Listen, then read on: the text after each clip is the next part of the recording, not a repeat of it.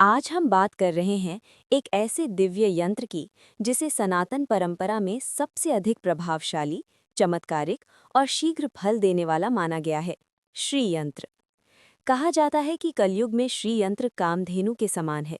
जिस साधक की उपासना सिद्ध हो जाती है, उसे जीवन के चारों पुरुषार्थ धर्म, अर्थ, काम और मोक्ष की प्राप्ति होती है। इसी कारण इसे श्री देने वाला यंत्र कहा गया है। वेदों के अनुसार श्री यंत्र में 33 करोड़ देवी देवताओं का वास माना गया है। वास्तु दोष निवारण की बात करें तो श्री यंत्र का कोई विकल्प नहीं। ये स्वयं ब्रह्मांड की उत्पत्ति और विकास का प्रतीक है। दुर्गा सप्तशती में स्पष्ट कहा गया है, आराध्यता शैवरुणाम भोग स्वर्ग पवर गदा, अर्थात आदि शक्ति की आराधना से मनुष्य को सांसारिक सुख, आनंद, स्वर्ग और अंततः मोक्ष की प्राप्ति होती है। श्री यंत्र की उत्पत्ति से जुड़ी एक अत्यंत महत्वपूर्ण कथा भी है। कहा जाता है कि कैलाश मानसरोवर के समीप आदि शंकराचार्य ने कठोर तपस्या कर भगवान शिव को प्रसन्न किया। जब शिवजी ने वरदान मांगने को कहा तो शंकराचार्य ने व्यक्तिगत लाभ के बजाय विश्व कल्याण का उपाय पूछा। तब शिवजी ने उन्हें साक्षात लक्ष्मी स्वरूप श्री यंत्र तथा श्री सूक्त के मंत्र प्रदान किए। श्री यंत्र केवल एक यंत्र नहीं, बल्कि ये परम ब्रह्म स्वरूपिणी आदि शक्ति महात्रिपुर सुंदरी का आराधना स्थल है। यही चक्र उनका निवास, उनका रथ और उनका प्रतीकात्मक सूक्ष्म शरीर माना जाता है। शास्त्रों के अनुसार श्री यंत्र के बिना राजराजेश्वरी, कामेश्वरी या त्रिपुर सुंदरी की साधना पूर्ण रूप से सफल नहीं मानी जाती।